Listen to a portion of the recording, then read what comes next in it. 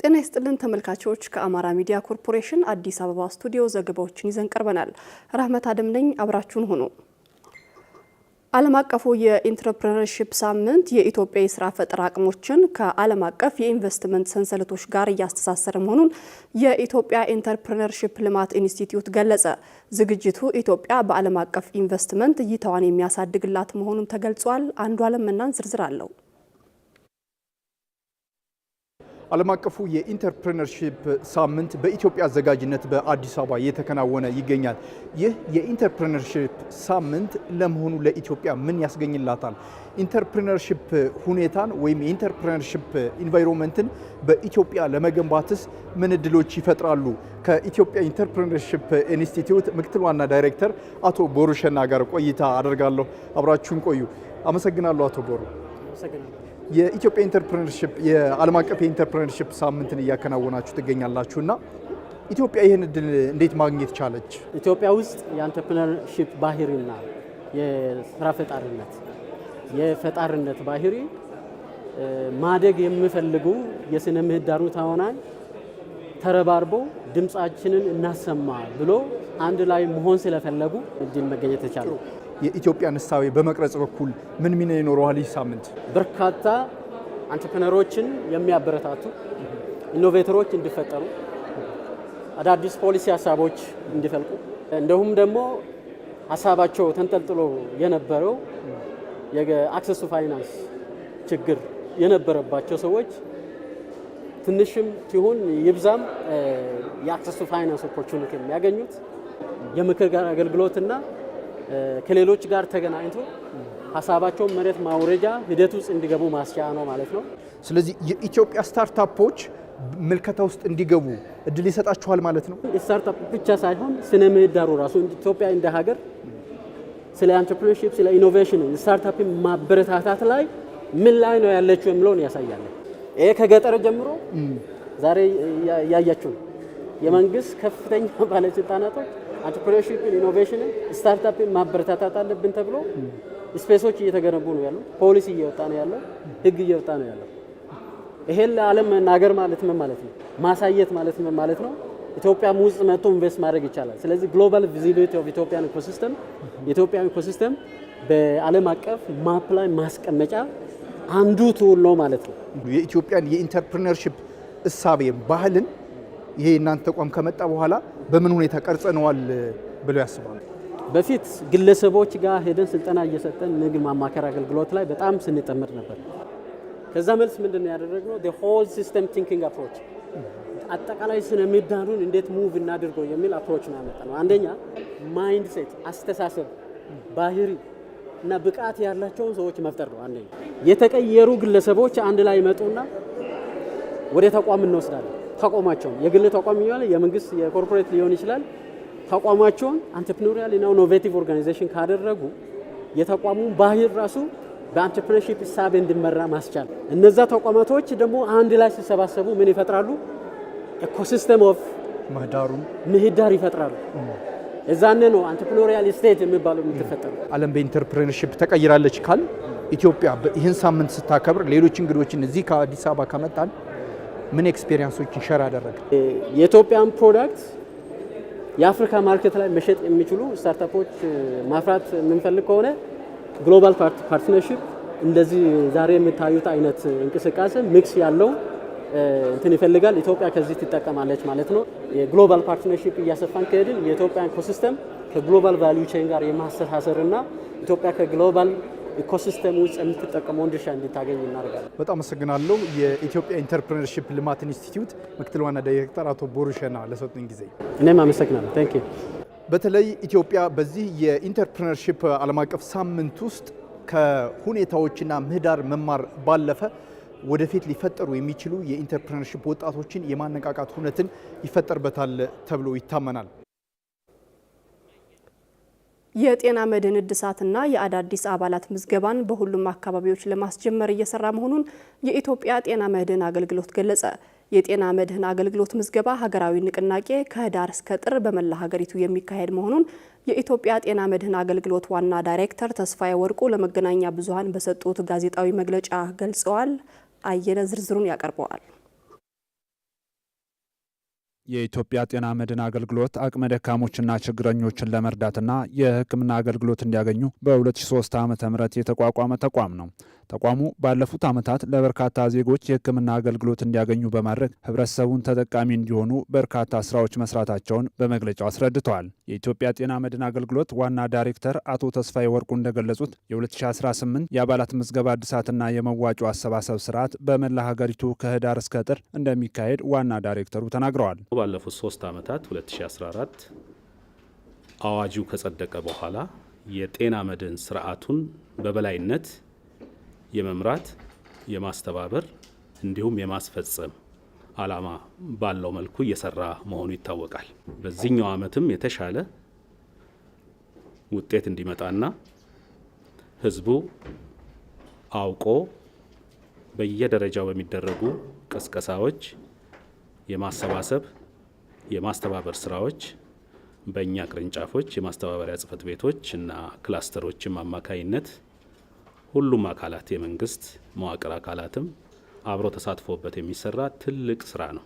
ስለዚህ ለዚህ ስራ መነቃቃት እንዲኖርና የንቅናቄ እንቅስቃሴዎች በተሻለ ደረጃና ፍጥነት እንዲከናወኑ ነው። ከ3 ዓመታት በፊት የተመሰረተው የጤና መድህን ብሔራዊ ምክር ቤት በየደረጃው ያሉ ከፍተኛ አመራሮችን ያካተተና ማህበረሰቡ እንደየአቅሙ ለጤና መድህን አገልግሎት እንዲከፍልና እንዲታከም የህብረተሰብ ንቅናቄ እየተፈጠረ ይገኛል። በዚህ ዓመትም ተጠናክሮ ይቀጥላል ብለዋል። የዛሬ 3 ዓመት የተፈጠረው የምክር ቤት ብሔራዊ ምክር ቤት የምንለው በፌዴራል ደረጃ በምክትል ጠቅላይ ሚኒስትር የሚመራ የክልል ርዕሳነ መስተዳድሮች ፕሬዝዳንቶች ሁሉ አባል የሆኑበት 2 የከተማ ከንቲባዎች ያሉበት የጤና ሚኒስቴር በሚኒስትር ደረጃ የገንዘብ ሚኒስቴር በሚኒስትር ደረጃ የሴቶች ማህበራዊና ሚኒስትር ተወካይ ያለበት እንዲሁም የጤና ቢሮ ሁሉም የቢሮ ኃላፊዎች ያሉበት በአመት 2 ጊዜ የሚካሄድ ምክር ቤት ተቋቁሟል። 2015 ላይ በከፍተኛ በመካከለኛና በዝቅተኛ ደረጃ ያሉትን ስላይዲንግ ስኬል ብለን የምንለውን ሰው እንደየአቅሙ እንዲከፍል እንደየህመሙ ሁኔታ ደግሞ እንዲታከም የሚለውን ትልቁ መርህ ባዘለ መልኩ ጤና ሚኒስቴር በተለይ ደግሞ የኢትዮጵያ ጤና መድህን አገልግሎት አጥንተን ባቀረብነው መሰረት ውሳኔ ተሰጥቶት በመላ ሀገሪቱ ይህ እየተፈጸመ ይገኛል። የፌዴራል ጤና መድህን አገልግሎት ምክትል ዋና ዳይሬክተር ወይዘሮ የአምሮት አንዱ አለም በበኩላቸው ጥራት ያለውና ፍትሐዊ አገልግሎት ለመስጠት እየሰራ መሆኑን ገልጸው በ2017 ከ4.3 ሚሊዮን በላይ መክፈል የማይችሉ አባወራና ማውራዎች አገልግሎት እንዲያገኙ መደረጉንም ጠቅሰዋል። ከአባላት በቀጥታ የተከፈለ መዋጮ ቅድም እንደነገርኳችሁ ከ4 ሚሊዮን ከ4.3 ሚሊዮን በላይ ደግሞ የመክፈል አቅም ለሌላቸው የህብረተሰብ ክፍሎች መንግስት የሚሸፍነውን በተመሳሳይ ደግሞ የፌዴራል መንግስት ደግሞ ይህንን አገልግሎት በዋናነት ስለሚደጉመው ይህንን በአጠቃላይ ተደምሮ ከ19 ቢሊዮን ብር በላይ ለጤና መድህን አገልግሎት ገቢ መሰብሰብ ተችሏል ማለት ነው። የፋይናንስ ዘላቂነትን ለማረጋገጥ በክልሎችና በአባላት የሚደረገው መዋጮ ፍትሐዊ አልነበረም ያሉት ዳይሬክተሯ ፍትሐዊ የአከፋፈል ስርዓትን በመዘርጋት የመክፈል አቅምን መሰረት በማድረግ እንዲከፍሉ ተደርጓል ብለዋል። በቸልተኝነት ምክንያት የኤችአይቪ ኤድስ ስርጭት እየጨመረ መምጣቱን የደብረ ብርሃን ከተማ አስተዳደር ጤና መምሪያ ገለጸ። መምሪያው የቫይረሱን ስርጭት ለመቀነስ ከተለዩ ተቋማት ጋር በቅንጅት እየሰራ መሆኑን ገልጾ ማህበረሰቡ ከቸልተኝነት ወጥቶ ተገቢውን ጥንቃቄ እንዲያደርግም አሳስቧል። ስነ ጊዮርጊስ ከበደ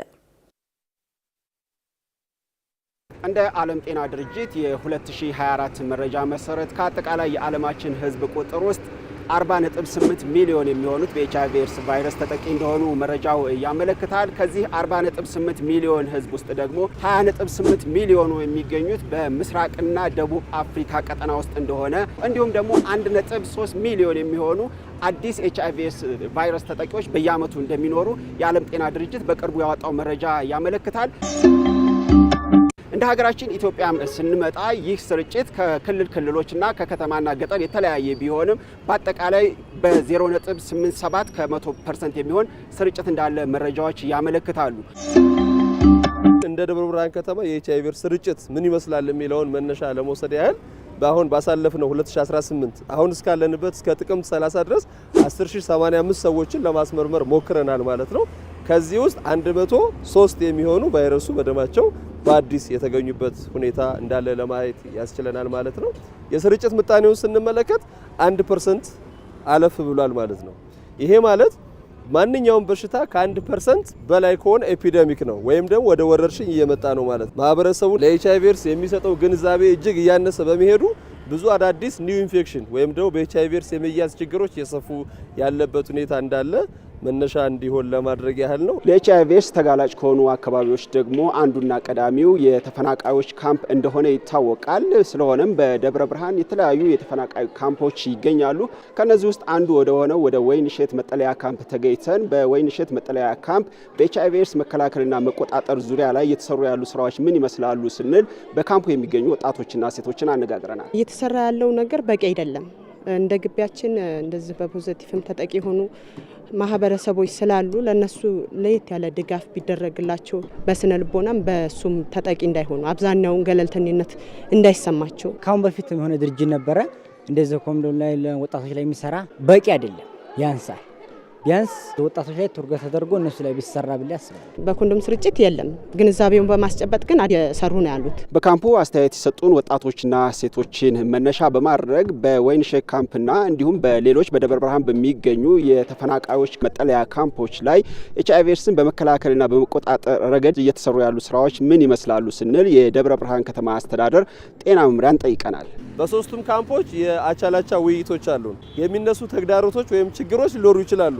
ሁሉንም የሚነሱ ችግሮች በአንድ ጊዜ የሚነቀሱ ላይሆኑ ይችላሉ። ችግሮችን ግን እየለየን ሁሉም ተቋም በተቀናጀ መልኩ እንዲሰሩ እየተደረገ ያለበት ሁኔታ ነው ያለው። በአጠቃላይ በደብረ ብርሃን ከተማ የኤችአይቪ ኤድስ ስርጭት 1% በላይ እንደሆነ የጤና መምሪያው መረጃ ያመለክታል። ስለሆነም የኤችአይቪ ኤድስ መከላከልና መቆጣጠር ላይ ሁሉም አካላት በትኩረት ሊሰሩ እንደሚገባም ማህበረሰቡም ደግሞ ከቸልተኝነት ወጥቶ ራሱንና ማህበረሰቡን ሊከላከልና ሊጠብቅ እንደሚገባ ጤና መምሪያው መልእክቱን አስተላልፏል። የቅድመ መከላከል ስራ በመስራት የኤችአይቪ ቫይረስ ስርጭትን ለመግታት እየሰራሁ ነው ሲል የደብረ ብርሃን ዩኒቨርሲቲ አስታወቀ።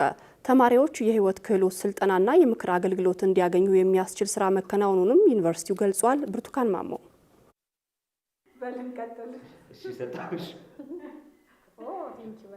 የምንገኘው ደብረ ብርሃን ዩኒቨርሲቲ ነው። እዚህ ስንገኝ ደግሞ ተማሪዎች በነፃነት እየተጫወቱ የሚያወሩባቸው ስለ አቻ ግፊት ከኤችአይቪ ራሳቸው እንዴት ማራቅ እንዳለባቸው፣ አላስፈላጊ ከሆኑ ባህሪያት ራሳቸው እንዴት ማቀም እንዳለባቸው ከሚያወሩባቸው ቦታዎች መካከል ነው የተገኘ ነው። የ4ኛ ዓመት የኢንዱስትሪያል ኢንጂነሪንግ ተማሪ አጠገባችን ይገኛል። ዮናስ ይባላል። እናመሰግናለን። አመሰግናለሁ። እኔም ስለጋበዛችሁ። ዩኒቨርሲቲው ላይ እነዚህ አይነት ራስን ከኤችአይቪ ኤድስ ብሎም ደግሞ ከአቻ ግፊት መከላከል ላይ ምን ስራዎች እየተሰሩ ይገኛሉ? ተማሪዎችን በማሳተፍ ረገድስ ምን ያህል ውጤታማ ነው?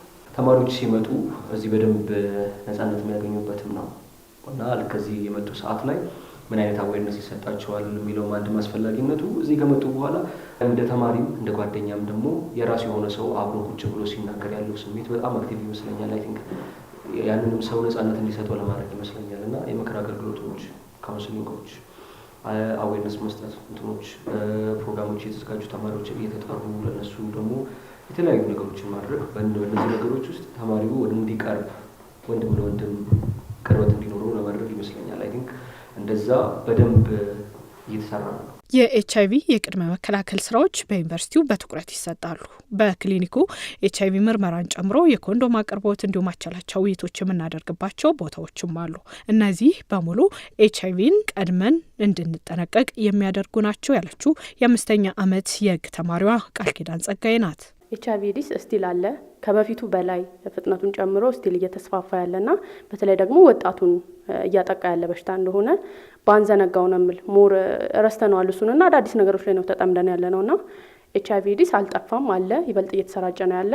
ለሱ ትኩረት እናደርግላለሁ። ከፍተኛ ትምህርት ተቋማት በርካታ ወጣቶች የሚገኙባቸው ከመሆናቸው አንጻር የኤችአይቪ ቅድመ መከላከል ተግባራት ላይ በትኩረት ሊሰሩ ይገባል። የደብረ ብርሃን ዩኒቨርሲቲም ይህንን ተግባር በትኩረት እየሰራውበት ይገኛለሁ ብሏል። በተለይ ወጣቶች ብቁ ክህሎት ያላቸው ከዛ በላይ ደግሞ ጤናማ ሆነው ወደ ስራው ዓለም እንዲቀላቀሉ ቅድመ መከላከል ላይ በትኩረት እየሰራን እንገኛለን ብለዋል። የሴቶች ማህበራዊ ጉዳይና አካቶ ትግበራ ስራ አስፈጻሚ ወይዘሮ አዲስ አስፋውሰን ዩኒቨርሲቲያችን በግንዛቤ ፈጠራው በዲሲፕሊን በሞራል ተማሪዎች የመጡበት አላማ ምን እንደሆነ ቤተሰብ ሀገር የሚጠብቀው የተለያየ አላማ ስለሆነ በትምህርታቸው ስኬታማ ሆነው እንዲወጡ ትምህርታቸው ላይ ፎከስ እንዲያደርጉ ሞራልና ስነ ምግባር ያላቸው ተማሪዎች እንዲሆኑ ከማድረግ አኳያ በስፋት እንሰራለን። ተማሪዎች ወደ ዩኒቨርሲቲ ሲቀላቀሉ ከወላጆቻቸው ቁጥጥር ነጻ ስለሚሆኑ አላስፈላጊ የሆኑ ባህሪያትን በተለይ ደግሞ ከአቻዎቻቸው ያገኛሉ። ይህንን ጊዜ በትኩረት በመስጠትና በመስራት የኤችአይቪ የቅድመ መከላከል ስራዎች ላይ አተኩረን እንሰራለን ያሉት በአስራት ወልደየስ ጤና ሳይንስ ኮሌጅ ካምፓስ የጤና መኮንን የሆኑት እንጉዳይ ዘለቀ ናቸው። ሪስክ ቢሄቪየር ብለን እናስቀምጣቸው አሉ። ከነሱ እንዴት ራሳቸው ማራቅ እንዳለባቸው በሰፊው እንሰጣለን። እንደገና ደግሞ ቢከሰትስ ራይቫልና ኦከርድ ቢሆን ምን ማድረግ አለባቸው የሚለውን ሰርቪሱ ኦፕን እንደሆነ ዩኒቨርሲቲያችን ላይ ያው ክሊኒክ አለ፣ እሱ ጋር እንደሄዱ እንሰጣለን። ሌላው ያው ፖዚቲቭ ከሆኑም እንዴት ማኔጅ ማድረግ እንዳለባቸው ህይወታቸው እንዴት መቀጠል እንዳለባቸው ሞር አድቫይስ እንሰጣለን በዚህ ዙሪያ። ተመልካቾች አሁን ደግሞ አጫጭር ዜናዎች የሚቀርቡበት ሰዓት ነው። መሰረት መግጫ ታቀርባቸዋለች።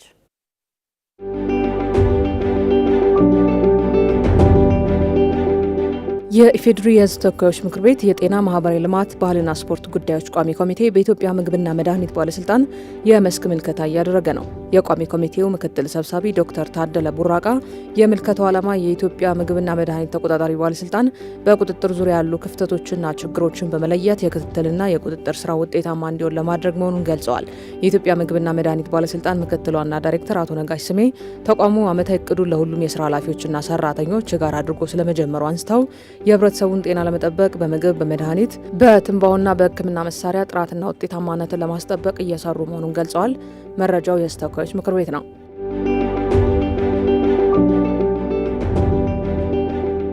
ሶስተኛው የምስራቅ አፍሪካ የልማት በይነ መንግስታት ባለስልጣን ኢጋድ የሚዲያ አዋርድ ህዳር 20 እና 21 2018 ዓ.ም በአዲስ አበባ እንደሚካሄድ ተገለጸ።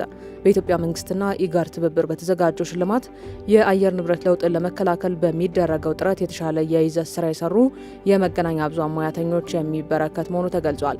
ሶስተኛውን የኢጋድ የሚዲያ አዋርድ የዝግጅት ሂደት አስመልክቶ የውጭ ጉዳይ ሚኒስቴር ቃል አቀባይ አምባሳደር ነቢያት ጌታቸውና በኢትዮጵያ የኢጋድ ተጠሪ አበባው ቢሆነኝ በጋራ መግለጫ ሰጥተዋል። ዘገባው የውጭ ጉዳይ ሚኒስቴር ነው።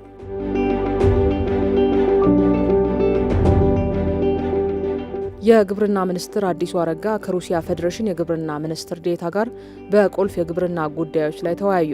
ኢትዮጵያና ሩሲያ በዘርፈ ብዙ ጉዳዮች ጠንካራ የሁለትዮሽ ግንኙነት ያላቸው ሀገሮች ሲሆኑ በግብርናው ዘርፍም ጠንካራ ግንኙነትን ፈጥረዋል። የግብርና ሚኒስትር አዲሱ አረጋ በሩሲያ ፌዴሬሽን የግብርና ሚኒስትር ዴኤታ አንድሬ ራዚን ከተመራ ልዑክ ጋር ግብርናን በማዘመን የምግብ ሉዓላዊነትን ማረጋገጥ በሚያስችሉ የትብብር ስራዎች ላይ ውይይት አድርገዋል። በሁለትዮሽ ውይይቱ የምግብ ሉዓላዊነትን ለማረጋገጥ ከሩሲያ ጋር በግብርና ዘር ግብዓት፣ በሱፍ ምርት፣ በማዳበሪያ አቅርቦትና በትራክተር መገጣጠሚያ፣ በምርምርና ኢኖቬሽን ላይ ልምዶችን ለመለዋወጥና ለመስራት ስምምነቶች እንደሚደረጉ ተነስቷል።